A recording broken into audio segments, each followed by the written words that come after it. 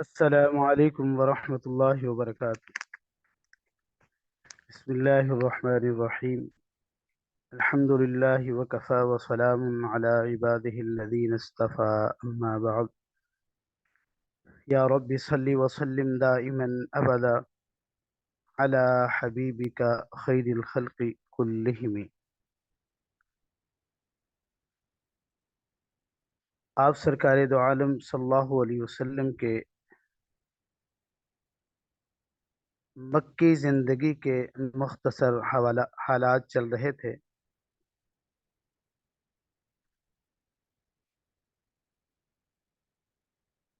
تو ان میں سے آج انشاءاللہ العزیز 3 پوائنٹس پر بات ہوگی۔ جنگ فجار کے حوالے سے، نمبر 2 حلف الفضول، اور نمبر 3 تجارت کے حوالے سے۔ کل ہم نے سفر شام کے حوالے سے بات کی۔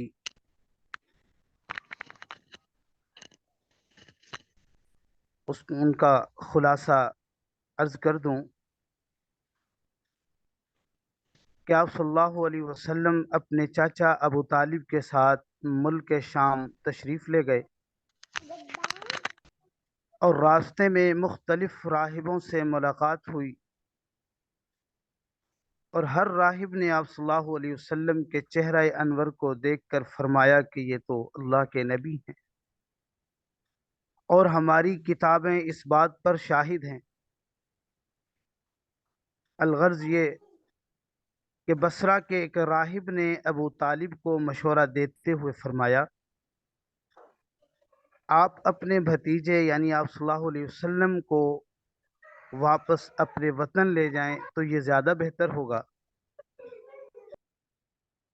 اگر یہودیوں نے آپ صلی اللہ علیہ وسلم کو دیکھ لیا تو سخت نقصان پہنچائیں گے۔ تو اس وقت آپ صلی اللہ علیہ وسلم مکہ واپس تشریف لے آئے، اور اس وقت آپ کی عمر مبارک 9 سال تھی۔ یہ کل کی ہماری بات کا خلاصہ ہے۔ جنگ فجار۔ عرب میں لڑائیوں کا ایک سلسلہ جاری تھا، اور یہ جنگ بھی انہی سلسلوں میں سے ایک ہے جس کی تفصیل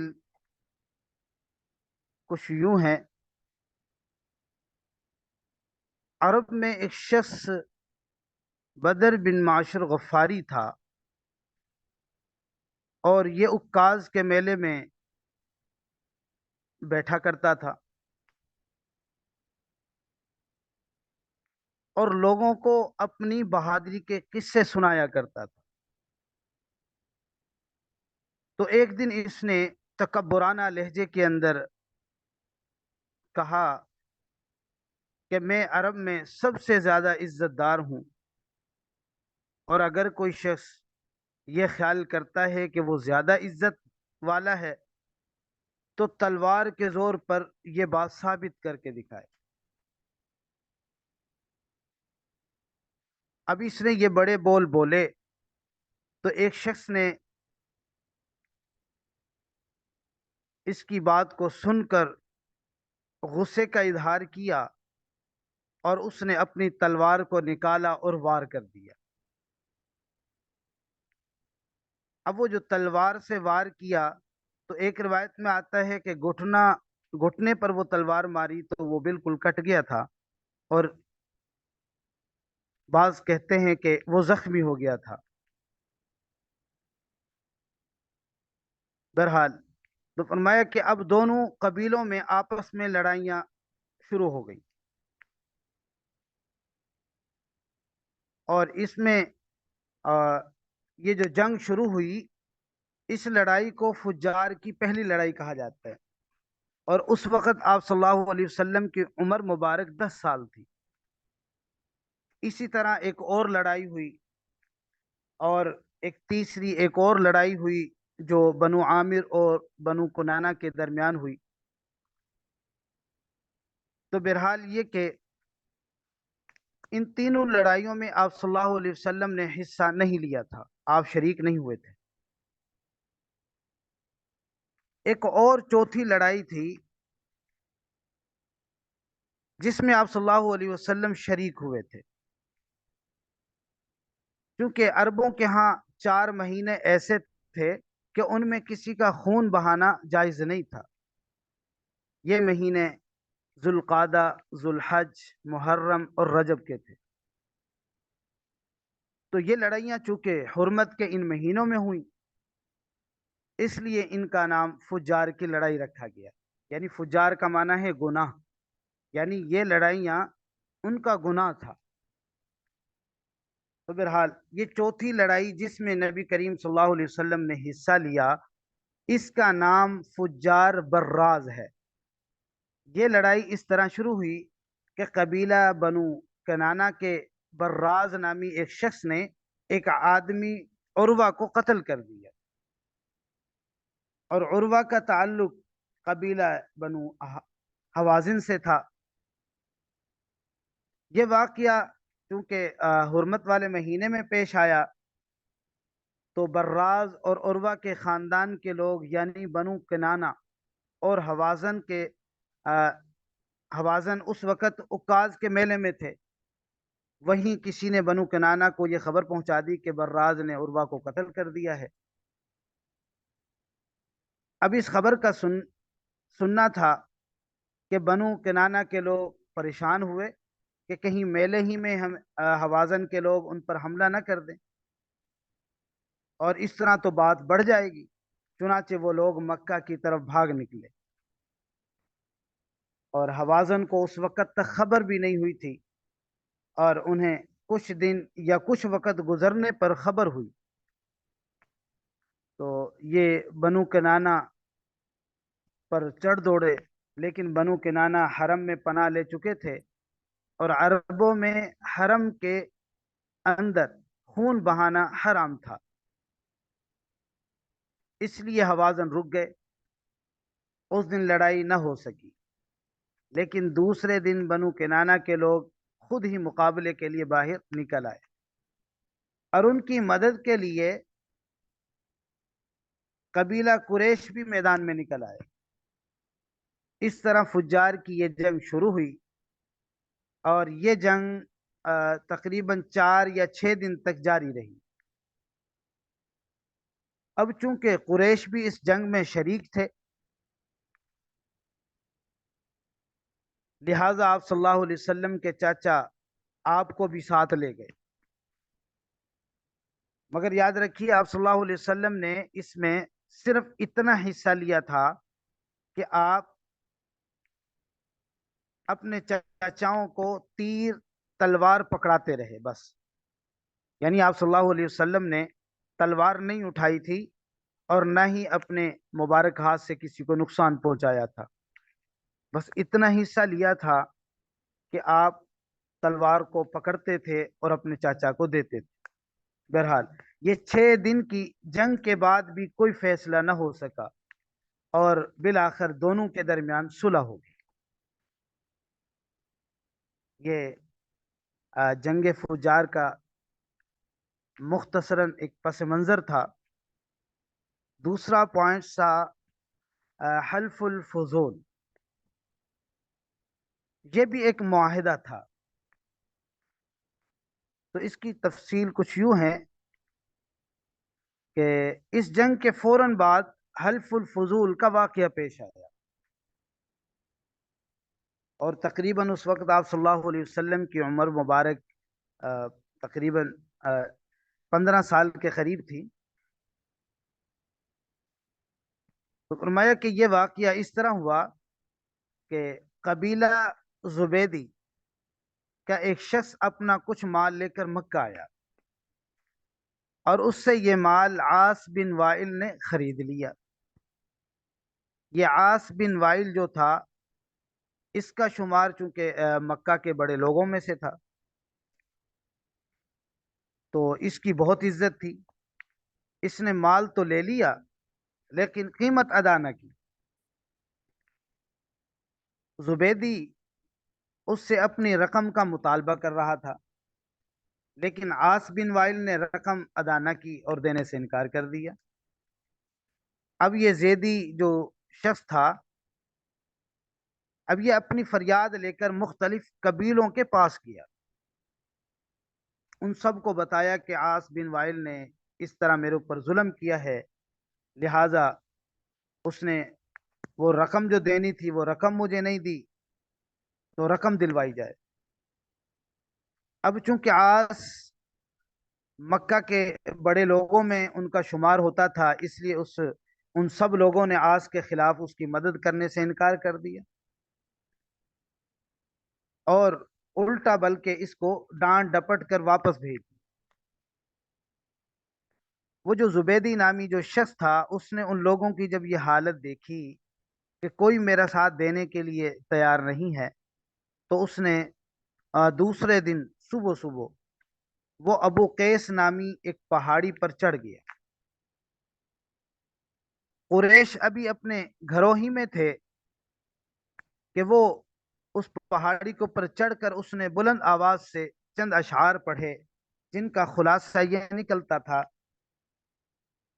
اے فہر کی اولاد، ایک مظلوم کی مدد کرو جو اپنے وطن سے دور ہے اور جس کی تمام پونجی اس وقت مکے کے اندر ہی ہے۔ اس زبیدی شخص کی یہ فریاد آپ صلی اللہ علیہ وسلم کے چچا زبیر بن عبد المطلب نے سن لی اور ان پر بہت اثر ہوا۔ انہوں نے عبداللہ بن جدعان کو ساتھ لیا اور اس آدمی کی مدد کے لیے اٹھ کھڑے ہوئے، اور پھر ان کے ساتھ بنو ہاشم، بنو زہرا اور بنو اسد کے لوگ، یہ سارے قبیلے کے یہ شامل ہو گئے، اور یہ سب عبداللہ بن جدعان کے گھر پہنچ گئے کیونکہ وہاں جمع ہونا تھا۔ تو یہاں ان سب کو کھانا کھلایا، اور اس کے بعد ان سب سے خدا کے نام پر حلف لیا گیا۔ حلف کے الفاظ یہ تھے کہ ہم ہمیشہ مظلوم کا ساتھ دیتے رہیں گے اور ان کا حق دلائیں گے،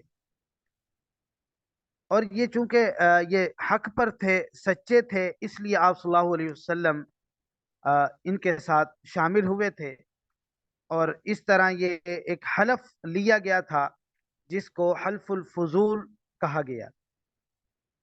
اور اس موقع پر آپ صلی اللہ علیہ وسلم تشریف فرما تھے، اور یہ معاہدہ جو ہوا تھا، اور یہ آپ صلی اللہ علیہ وسلم کو بہت پسند آیا، اور آپ صلی اللہ علیہ وسلم فرماتے تھے اگر کوئی مجھ سے کہے کہ اس عہد نامے سے 10 بردار ہو جائیں اور اس کے بدلے میں 100 اونٹ لے لیں، یعنی اس کے بدلے میں 100 اونٹ لے لیں، تو میں نہیں لوں گا۔ یعنی مجھے یہ عہد اتنا پسند تھا، کیونکہ اس عہد نامے کے نام پر اگر کوئی آج بھی مجھے آواز دے تو میں کہوں گا میں حاضر ہوں۔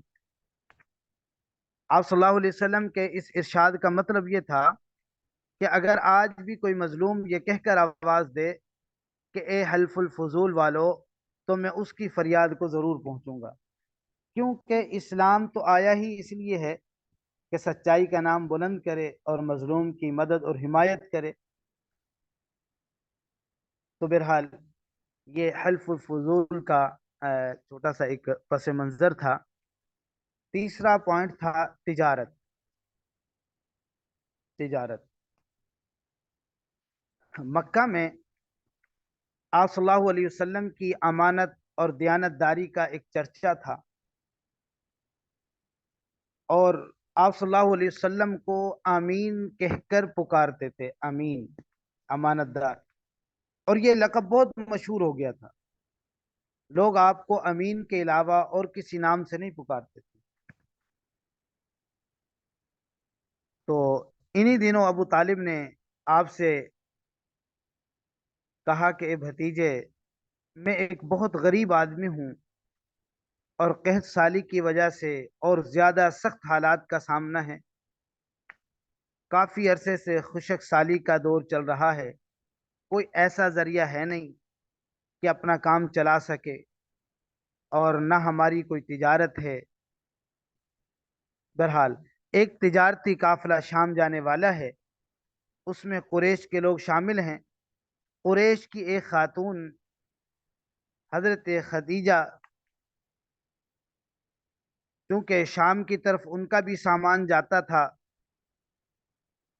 تو پیارے محبوب نے تھوڑا حضرت ابو طالب نے ان کا تعارف کروایا۔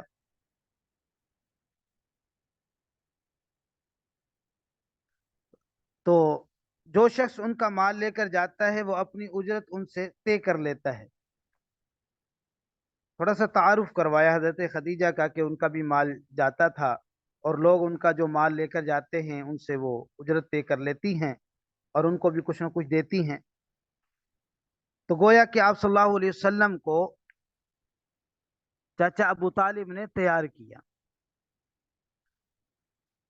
اور فرمانے لگے کہ اگر تم ان کے پاس جاؤ اور ان کا مال لے جانے کی پیشکش کرو تو وہ ضرور اپنا مال تمہیں دے دیں گی، کیونکہ تمہاری امانت داری کی شہرت ہے اور ان تک یہ بات پہنچ چکی ہے۔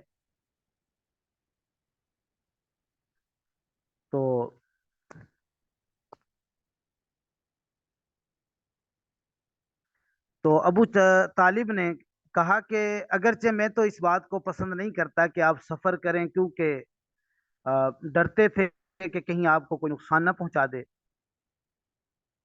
لیکن حالات کی وجہ سے فرمانے لگے کہ میں مجبور ہوں، اس لیے اس کے علاوہ کوئی اور چارہ نہیں ہے۔ بہرحال ابو طالب نے یہ بات کہہ کر آپ خاموش ہو گئے، تو آپ صلی اللہ علیہ وسلم نے فرمایا ممکن ہے کہ وہ خاتون خود میرے پاس کسی کو بھیجے، اور یہ بات آپ صلی اللہ علیہ وسلم نے اس لیے کہی تھی کہ سیدہ خدیجہ رضی اللہ عنہا کو ایک با اعتماد آدمی کی ضرورت تھی، اور اس وقت مکہ میں آپ سے زیادہ شریف، پاک باز، امانت دار، سمجھدار اور قابل اعتماد آدمی کوئی نہیں تھا۔ ابو طالب اس وقت بہت پریشان تھے۔ آپ کی یہ بات سن کر انہوں نے کہا اگر تم نہ گئے تو مجھے ڈر ہے وہ کسی اور سے معاملہ طے کر لیں گے، یعنی حضرت خدیجہ جو ہے وہ کسی اور کو سامان تجارت جو ہے نا لے کر بھیج دیں گی۔ یہ کہہ کر ابو طالب اٹھ گئے، اور ادھر آپ کو یقین سا تھا کہ سیدہ خدیجہ رضی اللہ عنہا خود آپ کو پیغام بھیجیں گی اور بلائیں گی۔ بہرحال سیدہ خدیجہ رضی اللہ عنہا نے اللہ کے رسول صلی اللہ علیہ وسلم کو بلایا، پھر آپ سے کہا میں نے آپ کی سچائی، امانت داری اور نیک اخلاق کے بارے میں سنا ہے، اور اسی وجہ سے میں نے آپ کو بلایا ہے۔ جو معاوضہ آپ کی قوم کے دوسرے آدمیوں کو دیتی ہوں آپ کو ان سے دگنا دوں گی۔ آپ نے ان کی بات منظور فرما لی۔ پھر آپ اپنے چچا ابو طالب سے ملے، انہیں یہ بات بتائی۔ ابو طالب سن کر بولے یہ روزی اللہ تعالیٰ نے تمہارے لیے پیدا فرمائی ہے۔ اس کے بعد آپ سیدہ خدیجہ رضی اللہ عنہا کا سامان تجارت لے کر شام کی طرف روانہ ہو گئے۔ تو سیدہ خدیجہ رضی اللہ عنہا کے غلام میسرہ آپ کے ساتھ تھے۔ روانگی کے وقت حضرت خدیجہ رضی اللہ عنہا نے میسرہ سے کہا کسی معاملے میں ان کی نافرمانی نہ کرنا، جو یہ کہیں وہی کرنا، اور ان کی رائے سے اختلاف نہ کرنا۔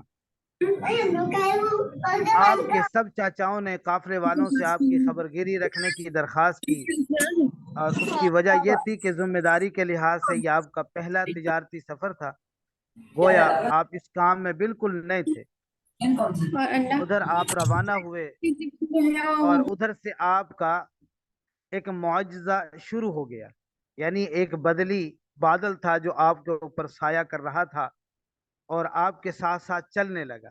جب آپ شام پہنچے تو بصرہ کے شہر بازار میں ایک درخت کے سائے میں بیٹھے، جس طرح کل بھی ہم یہ بات ہوئی تھی کہ وہ درخت اپنی شاخوں کو آپ پر جھکا رہا تھا اور بادل آپ پر سایہ کر رہا تھا، اور یہ منظر اس غلام نے دیکھا تھا، اور جتنے بھی کرامات اور معجزات اس غلام نے دیکھی وہ سب کے سب حضرت خدیجہ رضی اللہ عنہا کو آ کر بتا دی۔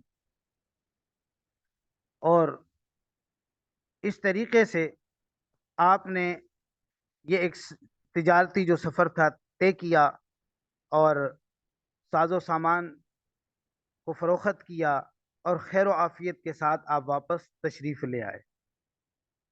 تو باقی آج یہیں پر اختتام کرتے ہیں انشاءاللہ۔ کل سے انشاءاللہ یہاں سے آگے چلیں گے کہ نماز کا وقت ہو گیا، اذان کا۔ تو اللہ جو کہ حسن عمل کی توفیق نصیب فرمائے۔ السلام علیکم ورحمۃ اللہ۔